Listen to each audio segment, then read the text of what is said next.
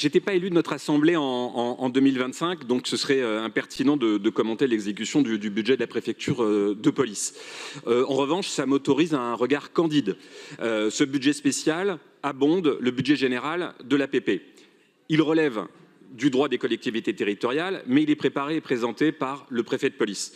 En outre, bien que notre assemblée le vote, le préfet en est logiquement l'ordonnateur.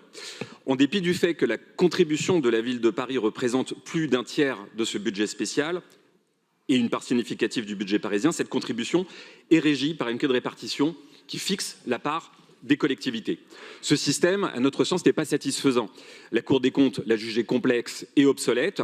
Surtout, il foule le principe de la libre administration des collectivités puisqu'il ne permet pas à Paris de fixer librement sa contribution.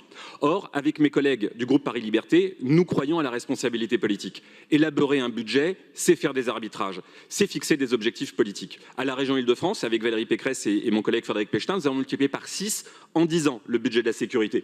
Nous le faisons librement par le biais de conventions avec l'État. Donc nous appelons de nos vœux une refonte de ce système, je sais que vous y pensez également, pour que chacun prenne ses responsabilités devant les Parisiens. Explosion du narcotrafic, explosion des tentatives d'homicide, explosion des agressions dans l'espace public, la délinquance progresse dans nos rues plus vite que la trajectoire du budget de l'APP. Alors que chacun prenne ses responsabilités, que la majorité mal à l'aise avec la sécurité assume le moment venu de geler les crédits et que nous puissions proposer une contribution à la hauteur des enjeux. Les Parisiens nous regardent.